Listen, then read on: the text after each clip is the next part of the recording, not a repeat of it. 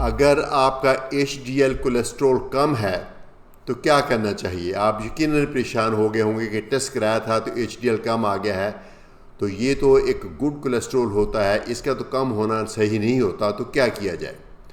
तो अभी मैं तफसील से बताने जा रहा हूँ कि एचडीएल कम हो तो क्या करना चाहिए। प्रोफेसर अजीज़ुर रहमान मेडिस्टैंड अपनी बीमारी को समझी की जानिब से। जब आप लिपिड प्रोफाइल कराते हैं तो उसमें टिपिकली 5 चीज़ें चेक की जाती हैं और उनमें से एक है एचडीएल कोलेस्ट्रॉल। इससे बनता है हाई डेंसिटी लाइपोप्रोटीन। एक्चुअली ये लाइपोप्रोटीन लफ्ज़ है कंप्लीट, हम सिंपल एचडीएल कोलेस्ट्रॉल कहते हैं, लेकिन ये लाइपोप्रोटीन है। ये गुड कोलेस्ट्रॉल क्यों कहते हैं इसको, कि इसका काम ये है कि जो खून की नालियों में कोलेस्ट्रॉल मुख्तलिफ़ किस्मों में घूम रहा है उसको वहाँ से पकड़ के ये जिगर में लाता है। अगर ये खून की नालियों में रहेगा कोलेस्ट्रॉल तो वो खून की नालियों में जमेगा, खून की नालियाँ ऐसा ऐसा तंग होंगी। खून की नालियाँ तंग होंगी तो इसका मतलब है कि खून की नाली तंग होने से ही फालज होता है, खून की नाली तंग होने से गुर्दे फेल होते हैं, खून की नाली तंग होने से हार्ट अटैक होता है, तो बहुत बड़ी मुसीबत बन जाएगी। तो अगर ये एचडीएल मुस्तकिल बेसिस के ऊपर आपका जो कोलेस्ट्रॉल को पकड़ के जिगर में लाता जाए तो बैड कोलेस्ट्रॉल का लेवल कम हो जाएगा, तो आपको इन चीज़ों से बचत हो जाएगी। लेकिन अगर आपका एचडीएल कम है तो इसका ख़तरा है कि फिर आपकी खून की नालियाँ तंग हो जाएंगी। तो कम हो जाए, तो कम हो एचडीएल तो क्या किया जाए। पहले तो ये जानिए कि एचडीएल कम होता क्यों है। ये एक्चुअली एक मौरूसी अमल है। हम तमाम पाकिस्तानी लोग और वो इस खित्ते के इस इलाके बाकी जो ममालिक हैं उनके लोग भी, उनके अंदर एक मौरूसी अंसर है कि ये इनके लोगों का एचडीएल कम बनता है किसी वजह से।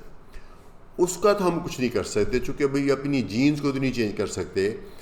और अनफॉर्चुनेटली एचडीएल को बढ़ाने की तदाबीर भी कोई बहुत ज़्यादा मौसर नहीं है। जैसे कोलेस्ट्रॉल को कम करने की दवाइयाँ बहुत हमारे पास इफेक्टिव हैं, एचडीएल को बढ़ाने की बहुत ज़्यादा मौसर अद्वियात नहीं हैं। कुछ अद्वियात बनाई गई थी और वो बहुत इफेक्टिव साबित हुई एचडीएल को बढ़ाने में, लेकिन जब उनको मरीज़ों पे इस्तेमाल किया गया तो उनका उल्टा फ़ायदा होने के नुकसान हुआ। इसका मतलब पता चल गया कि एचडीएल को बढ़ाना मकसद नहीं है, हमने आपके टोटल रिस्क को कवर करना है, यानी बैड कोलेस्ट्रॉल के इफेक्ट को कम करना है, वो जिस तरीके से भी कम हो सके।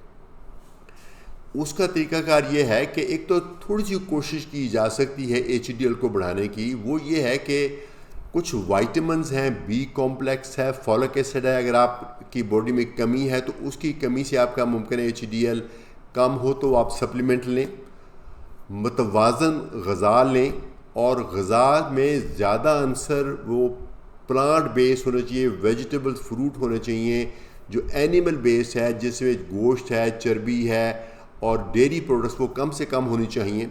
और आपकी ज़िंदगी एक्टिव होनी चाहिए, डेली बेसिस पे आप वर्जिश करें और डेली बेसिस पे आप वॉक करें ताकि आप चुस्त रहें।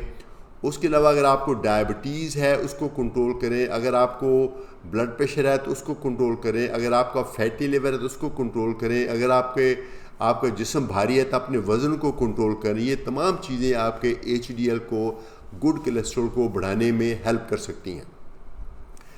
तो लेकिन ज़्यादातर जो है, जो एम्फेसिस ज़्यादा हमारा जो है ना, जो ज़ोर इस बात पे है कि हम आपका जो टोटल रिस्क है उसको कम करना चाहते हैं। जो टोटल रिस्क है वो एचडीएल कम होने में और कोलेस्ट्रॉल के ज़्यादा होने में है।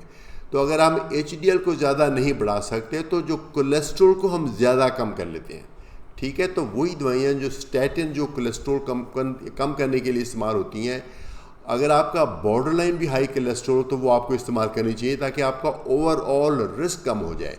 ये सारी जो चीज़ें मैंने बताई हैं, एक्सरसाइज और वेट कंट्रोल और डाइट और स्मोकिंग बंद करना, ये तमाम चीज़ें भी आपके जो बैड कोलेस्ट्रॉल को कम करने में हेल्प करेंगी। तो उधर से थोड़ा सा आपका गुड कोलेस्ट्रॉल बढ़ जाएगा, उधर से आपका बैड कोलेस्ट्रॉल कम हो जाएगा, उधर से आपकी जो बाकी मेडिकल कंडीशंस हैं जो भी खून की नालियों को तंग करती हैं वो कंट्रोल हो जाएंगी। तो आपका जो अल्टीमेट ऑब्जेक्टिव है, जो मकसद है, वो मकसद पूरा हो जाएगा। नंबर्स की गेम नहीं है, गेम है एक्चुअली इस चीज़ की कि आपको खून की नालियाँ तंग ना हो। तो अगर आप इस तरीके से, जैसे मैंने आपको अर्ज़ किया है, इस तरीके से अपना तर्ज़ ज़िंदगी बदल लें तो आपका थोड़ा सा HDL भी बढ़ जाएगा, बैड कोलेस्ट्रॉल कम हो जाएगा, बाकी जो कंडीशंस हैं वो भी ठीक हो जाएंगी।